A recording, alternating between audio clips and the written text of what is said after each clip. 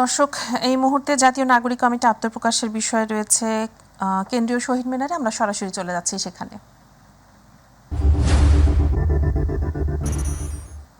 স্বাধীনতাকে হারাতে দিবেন না।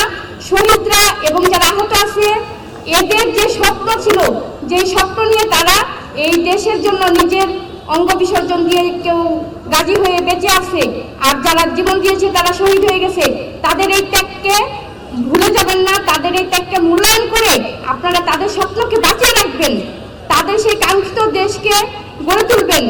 আমি আপনাদেরকে সেই দায়িত্ব দিতে চাই। এবং শুধু ছাত্ররা দায়িত্ব নিলে হবে না, আমাদের সব নাগরিককে দায়িত্ব পালন করতে হবে। আমরা আর কোনো অন্যায়ের সাথে আপোষ করব না। এই 16-17 বছর আমরা যেভাবে অন্যায়কে সহ্য করেছি, ভয়ে ভুলে থেকেছি, আর তাতে স্বৈরশাসকরা সাহস অর্জন করে করে আমাদেরকে শোষণ করেছে ব্রিটিশদের মতো করে। সেই সুযোগ যেন আর কোনো রাষ্ট্রের ক্ষমতাসীন দল আর সেই সুযোগ না পায়, কেউ যেন আর কোনোদিন স্বৈরশাসক হওয়ার সুযোগ না পায়, সেই সাহসও করতে না পারে।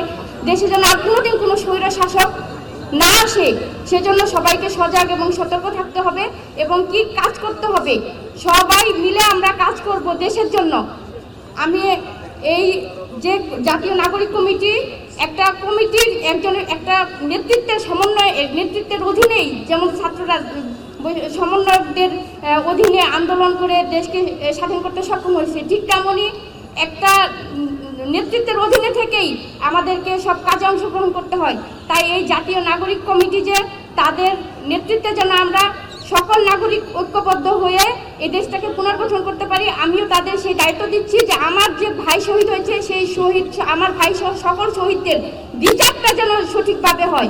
এই যে শেখ হাসিনা সহ যারা স্বৈরাচারী, যারা মন্ত্রী এমপি ছিল, আওয়ামী লীগের পদধারী সহ যারা মাঠ পর্যায়ে অংশগ্রহণ করে ছাত্রদের শহীদ করেছে, এবং প্রশাসনের যারা ক্ষমতার দম্ভে যারা নিজের দায়িত্বকে ভুলে গিয়ে নিজের অন্যের বুকে গুলি চালিয়েছে ছাত্রদের উপরে, তাদের বিচার যেন সঠিকভাবে হয়। আমি সেই জন্য যেন এই কমিটি কাজ করে, সেই শহীদের বিচার প্রক্রিয়াটা যেন চলমান থাকে এবং দ্রুত সময়ের মধ্যে বিচার হয়, সেই দায়িত্ব আমাদের নাগরিকরা সহ এই জাতীয় নাগরিক কমিটিকে আমি দিচ্ছি, যে আমার শহীদদের বিচার সহ দেশটাকে পুনর্গঠনের দায়িত্ব দিচ্ছেন তাদের। এখন এই জাতীয় নাগরিক কমিটির আহ্বায়কের দায়িত্ব পালন করবেন মোহাম্মদ নাসিরউদ্দিন পাটোয়ারি, সদস্য সচিবের দায়িত্ব পালন করবেন আক্তার হোসেন, এবং মুখপাত্র হিসেবে দায়িত্বে থাকবেন সামান্তা শারমিন।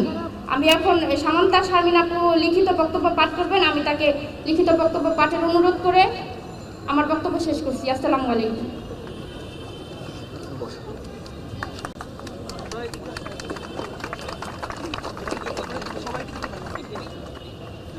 প্রিয় দেশবাসী,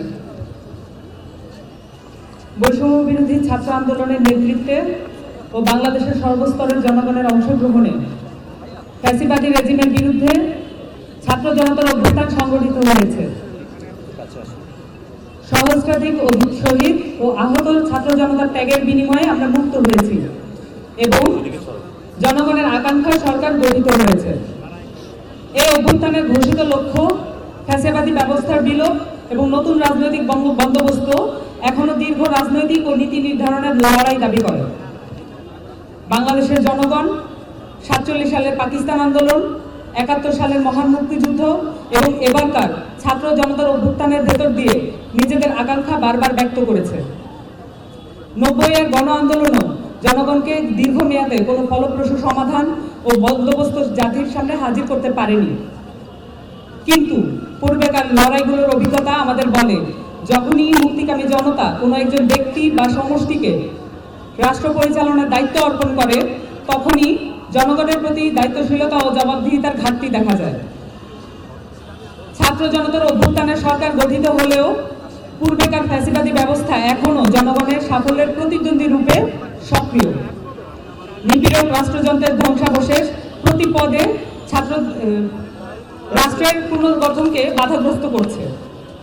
ফলে ছাত্র জনতার অভ্যুত্থানের মধ্য দিয়ে রাজপথে নেমে আসা জনতাকে সংগঠিত করা, 8ই আগস্টে গঠিত সরকারকে যুগপৎ সহযোগিতা ও জবাবদিহিতার আওতায় আনা, তদুপরি জনস্বার্থের পক্ষে নীতি নির্ধারণে ভূমিকা রাখার লক্ষ্যে আমরা নাগরিক দায়িত্ব পালনের অঙ্গীকার করছি। আমরা মনে করি ছাত্র জনতার অভ্যুত্থানের সংহতি ও প্রতিরোধের চেতনা বাংলাদেশকে নতুনভাবে গড়ে তোলার শক্তি। এই নতুন রাজনৈতিক জনগোষ্ঠীকে স্থিতিশীল ও শান্তিপূর্ণ রাজনৈতিক বন্দোবস্তের মধ্য দিয়ে পূর্ণ বিজয় অর্জন করতে হবে। গণহত্যাকারীদের যথাযথ বিচার, রাষ্ট্রীয় প্রতিষ্ঠানের পুনর্গঠন, জনস্বার্থের প্রতি সংবেদনশীল নীতি নির্ধারণ নতুন রাজনৈতিক বন্দোবস্তের পূর্ব শর্ত।